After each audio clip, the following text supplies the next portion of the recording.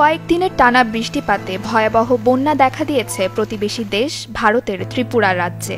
এ কারণে ডুম্বুর জলবিদ্যুৎ প্রকল্পের বাঁধ খুলে দিয়েছে কর্তৃপক্ষ।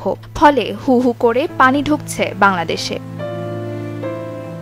জানা যায়, ত্রিপুরার 4টি নদীর পানি বিপদসীমার ওপর দিয়ে প্রবাহিত হচ্ছে, যা ত্রিপুরার ভেতর দিয়ে হাওড়া নদী হয়ে বাংলাদেশে প্রবেশ করেছে, যে কারণে কুমিল্লা, নোয়াখালী, ফেনী সহ কয়েকটি জেলা এখন প্লাবিত। অঞ্চলগুলোতে বানের জোয়ারে ভেসে যাচ্ছে সবকিছু। জানমালের ক্ষয়ক্ষতি সহ ভেসে গেছে আবাদি জমি। ইতোমধ্যে সাহায্যের আবেদন জানিয়েছেন স্থানীয়রা। এর আগে 1993 সালে খুলে দেওয়া হয়েছিল এই বাঁধ, যাতে করে বাংলাদেশের পাশাপাশি ভারতেও ব্যাপক ক্ষয়ক্ষতি হয়।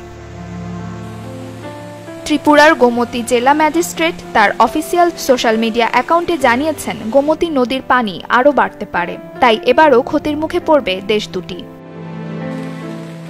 প্রতি বছর কেন হয় বন্যা? কেনই বা ভারতের পানি বারবার ভোগায় বাংলাদেশকে?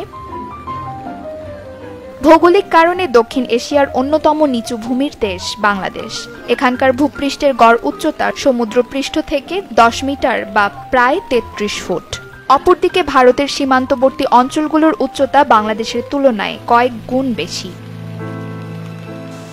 সাধারণত পানির ধারা উঁচু জায়গা থেকে নিচু ভূমিতে প্রবাহিত হয়।